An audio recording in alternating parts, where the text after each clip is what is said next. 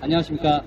장애인 활동지원사들의 노동조합인 장애인활동지원지부 사무국장을 맡고 있는 김한수입니다.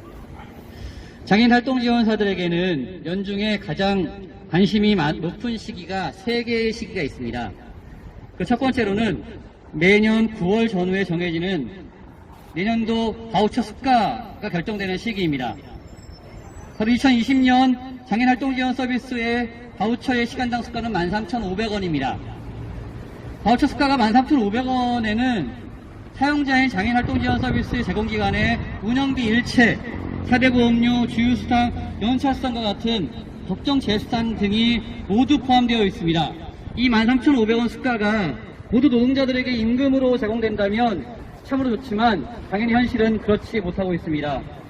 그러니 13,500원이라는 단순한 액면으로만 보면 적지 않은 금액으로 보이지만 실상 까놓고 보면 터무니없이 부족한 금액이 아닐 수 없습니다.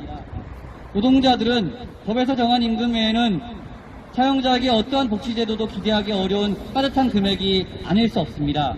그나마 형편이 괜찮은 장애인 활동지원 서비스 제공기관에서는 명절에 겨우 선물 세트 한 세트 정도를 주는 정도의 복지제도를 기대하는 것만 해도 만족할 정도입니다. 자, 두 번째로 장애인 활동지원사들에게 관심이 있는 시기는 매년 연례행사처럼 있는 재계약의 시기인 연말입니다. 전국 대다수의 장애인 활동지원 서비스 제공기관은 매년 최저임금 변화에 따라 소속 노동자들과 근로계약서를 새롭게 작성하고 있습니다. 이는 형식적 재계약이라고도 볼 수 있지만 노동자들에게는 혹시라도 재계약이 안 될 수도 있다는 불안함을 완전히 없애지는 못하고 있습니다. 실제로 많은 활동지원사들은 기관의 중개로 인해 자신의 노동시간과 임금이 결정되기 때문에 기관을 상당하게 의식하지 않을 수 없습니다.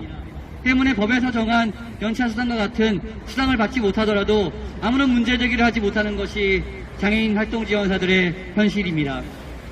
마지막으로 세 번째 시기인 가장 관심이 높은 최저임금 시기 결정 시기가 바로 지금 시기입니다. 왜냐하면 국가에서 정하는 최저임금이 장애인 활동지원사들에게는 사실상 최고임금이기 때문입니다. 제가 속한 사업장에서는 매년 1월 1일을 기준으로 근로계약서를 새로 작성하는데 제가 매년 맺는 근로계약서의 임금은 항상 시간당 최저임금 플러스 주유수당이 전부였습니다. 저의 2020년 근로계약서상 시간당 임금은 2020년 최저임금 8,590원 플러스 주유수당 1,720원인 1,310원입니다. 딱 법에서 정한 기준에 1원도 더해지지 않습니다. 그래서 장애인 활동지원사들은 임금은 법에서 정한 최저임금이 사실상 최고임금이므로 가장 관심이 높은 시기가 바로 최저임금 결정 시기인 지금입니다. 내년도 나의 임금이 어느 정도에서 결정이 될 것인지에 대해서는 최저임금이 얼마로 결정되느냐에 따라 달려있기 때문입니다. 이상으로 장애인활동지원사들이 관심이 있는 세 가지의 설명을 드렸습니다. 앞서 말씀드렸듯이 장애인활동지원사들에게는 최저임금이 사실상 최고임금입니다. 대폭 인상이 되어도 시원치 않을 상황에 경영계에서는 삭감해야 한다는 주장을 한다고 합니다. 집값은 천정부지로 오르고 있고 통계청에서는 생활물가가 인상되지 않았다고 발표했지만 체감상으로는 임금 빼고 다 오르고 있습니다. 그래서 대다수의 서민들은 전혀 느끼고 있지 못하고 있습니다. 7월 1일부로 우체국 요금이 인상되었고 도시가스 요금과 버스비가 일부 지자체에서는 또한 인상되었습니다. 재난지원금을 다 썼는데도 올라간 고깃값은 내려갈 생각을 하지 않고 있고 그나마 낮아졌던 기름값도 주유비도 조금씩 인상되고 있으며 이전에는 사지 않아도 되는 마스크 비용은 왜 이렇게 부담되는지 잘 모르겠습니다. 상황이 이러니 내수경제는 활력을 잃을 수밖에 없습니다. 최저임금이 삭감된다면 경제는 그야말로 깊은 수렁으로 빠져들 수밖에 없을 것입니다. 돈이 없어 지출할 수 없기 때문입니다. 더불어 앞으로 더욱 힘들어질 것을 우려해 서민들은 허리띠를 졸라매 경기의 악순환은 연속적으로 발생할 것입니다. 최저임금을 삭감해야 한다는 경영계는 상황인식에 큰 오류를 범하고 있습니다. 경제가 어렵다고 합니다. 내수 활성화를 통한 경제 활력이 필요한 시기라고 합니다.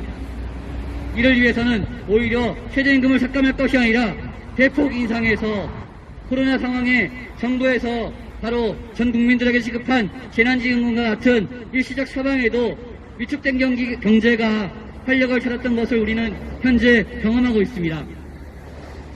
이제는 일시적인 재난지원금과 같은 처방이 아닌 최저임금의 대폭 인상과 같은 처방이야말로 경영계가 말하는 경제 활성화에 대한 보다 근본적인 대책이 될 것입니다. 경영계에서는 경제를 살리고 위축된 서민들의 지갑을 열게 하고 싶다면 오히려 앞장서서 최저임금 인상을 주장하시길 바랍니다.